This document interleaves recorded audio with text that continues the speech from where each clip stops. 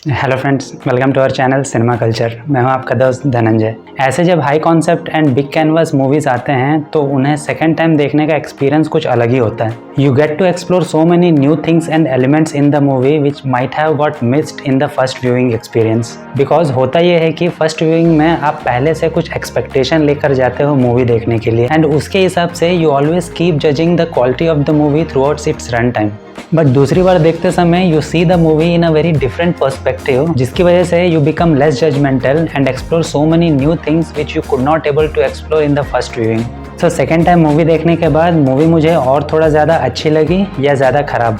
That's the main question. So let's find out in this video. So let me talk about first what I didn't like after watching the movie for the second time as well. दिशा पटानी। मेरे हिसाब से दिशा पटानी की casting इस movie के लिए कुछ खास काम करती नहीं है। मूवी रिलीज होकर 2 से 3 दिन हो गए हैं and I haven't got a single person जिसने कि दिशा पटानी के रोल को कुछ काम का कहा हो इस मूवी में, क्योंकि उस 10-15 मिनट के अपीयरेंस के बाद वो पूरी तरह से गायब हो जाती है और मूवी में दोबारा दिखती नहीं है। बट दूसरी बार मूवी देखने के बाद I felt something different about the whole Disha Patani's episode, because I just wanted to give a benefit of doubt to Nag Ashwin's vision for the world building of कल्कि। एंड मुझे लगता है कि नाग अश्विन ऐसे ही कुछ भी इस मूवी में इंक्लूड नहीं करेंगे which does not have any meaning to it. So I have a good logical reason for the whole Disha Patani's episode, जो कि मैं कुछ देर में इस वीडियो में बताऊंगा।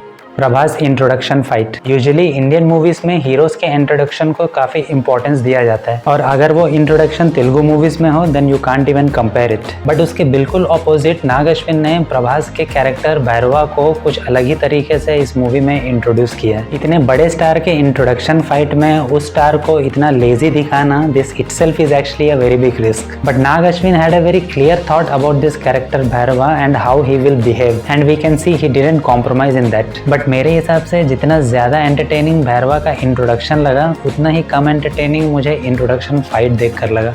आई felt the duration of the fight was too long which was not actually needed.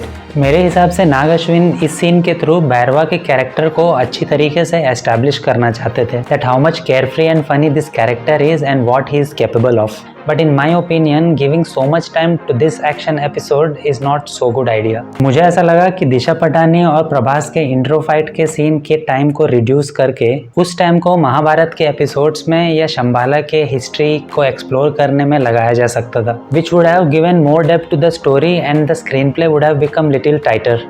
Now what I liked, the opening title credits। जिस तरह से मूवी स्टार्ट होती है with the opening title credit, जिसमें हमें कुरुक्षेत्र में हुए महाभारत युद्ध से लेकर 2898 AD तक हुई सारी इंपॉर्टेंट युद्ध और घटनाओं के बारे में एनिमेशन के थ्रू दिखाया जाता है, which was very impressive and we feel like we are transported to the same world. And मुझे ऐसा लगा that I am going to witness something great in the coming minutes of the movie. ऐसी same feeling मुझे इसके पहले Baahubali the beginning के initial कुछ minutes को देखकर हुई थी, स्पेशली जब राजमाता शिवगामी महेंद्र बाहुबली को बचाते हुए अपनी जान गंवा देती है। Depiction of Mahabharata episodes. Movie में जितने भी महाभारत युद्ध के सीन्स हैं और उसे जिस तरह स्क्रीन पर प्रेजेंट किया गया है, that was very impressive. Like most of the people including me was very sceptical कि किस तरह से नाग अश्विन महाभारत के एपिसोड्स को इस मूवी में दिखाएंगे, and as expected he didn't disappoint in this department. The dialogue, set pieces, art directions, costumes, cinematography, इन सारे चीज़ों का नाग अश्विन ने काफ़ी अच्छी तरह से यूज़ किया है महाभारत के सारे एपिसोड्स को बड़े पर्दे पर दिखाने के लिए, and they really look visually great on the big screen. मेरे टिकट का पूरा पैसा तो इन सीन्स को देखकर ही वसूल हो गया था। एंड इसी के रिलेटेड एक और चीज़ जो मुझे काफ़ी अच्छी लगी इस मूवी में, that is the decision of not showing the face of Lord Krishna, क्योंकि ये कैरेक्टर खुद ही इतना बड़ा और इतना इम्पॉर्टेंट है कि every person in the audience has their own expectation of seeing Lord Krishna on the big screen. And makers अगर इस रोल के लिए किसी एक्टर को कास्ट भी करते then there would have been a very good chance of having a mixed reaction from the audience, क्योंकि Hindi audience के हिसाब से उनके माइंड में कोई एक्टर हो सकता है, एंड उसी तरह तेलुगु ऑडियंस के दिमाग में भी किसी एक्टर का नाम हो सकता है। So in my opinion it's a good decision by Nag Ashwin for not revealing lord Krishna's face in the movie.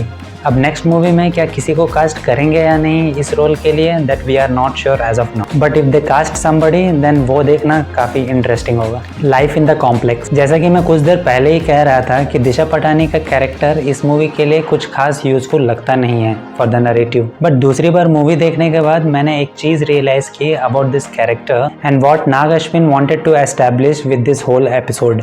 Actually complex के बाहर रहने वाले को किसी को ये पता ही नहीं होता है कि कॉम्प्लेक्स के अंदर आखिर है क्या और उसकी दुनिया कैसी है, बट एक चीज सबको पता है कि कॉम्प्लेक्स के अंदर की लाइफ काफी कंफर्टेबल होती है और उसके लिए आपको 1 मिलियन यूनिट्स कमाने पड़ेंगे।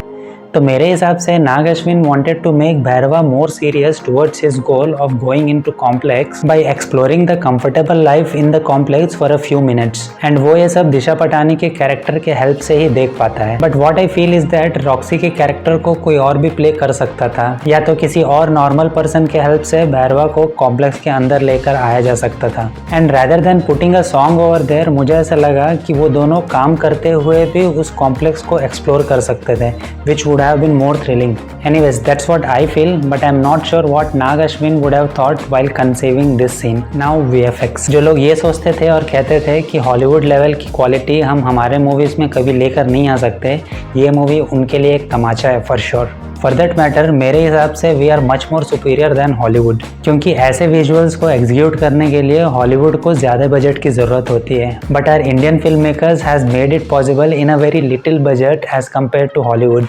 जैसे कि मैंने इन वीडियो में ऑलरेडी समझाया था कि वाई दिस मूवी कल्कि is very important for the Indian cinema, और अगर आपने ये वीडियोस नहीं देखी हैं then I would definitely suggest you to go and please check it out after watching this video. आपको काफ़ी क्लैरिटी मिलेगी इस मूवी के बारे में और हमारे इंडियन फिल्म इंडस्ट्री के बारे में भी। And I am still surprised कि कैसे कल्कि के मेकर्स ने 600 करोड़ रुपए से कम बजट में इंडिया के टॉप एक्टर्स को भी कास्ट कर लिया with some other talented actors in the cameo appearances, और साथ ही इतने अच्छे विजुअल्स को भी एग्जीक्यूट कर लिया। महाभारत के सीन्स, अश्वत्थामा और भैरवा का combat in the post interval scene and the last 30 minutes of the movie, all these episodes are visually stunning to watch on the big screen. And not to forget about Bujji the car.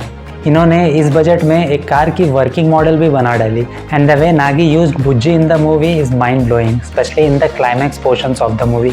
मुझे पिछले साल तक लगता था कि 600 करोड़ रुपए के budget में अच्छी VFX को क्रिएट करना मुश्किल है because of one movie, but Nagi and Vyjayanthi movies have proved us wrong by कल्कि 2898 AD। Hats off to the makers and their efforts in executing this movie in this way. Cameo appearances, जैसे कि मैंने movie review video में भी कहा था कि इस मूवी में कैमियो अपीयरेंसेस की वजह से मूवी और भी ज़्यादा एंटरटेनिंग लगती है, अब चाहे वो कैमियोस एक्टर्स के हों या नॉन एक्टर्स के, but the way Nag Ashwin has used them in the movie is very refreshing to watch. किसी का भी कैमियो अपीयरेंस इस मूवी में वेस्ट होते हुए नहीं लगता है, ऑफ कोर्स दिशा पटानी जी का कैमियो अपीयरेंस को छोड़ दिया जाए तो, बट इन कैमियो अपीयरेंसेस का ज़्यादा मज़ा तेलुगु ऑडियंस के साथ देखने में ही आएगा, क्योंकि मैंने ये मूवी तेलुगु और हिंदी दोनों लैंग्वेजेस में देखी है, so I could see the clear difference between both the audience reactions to this cameo appearances.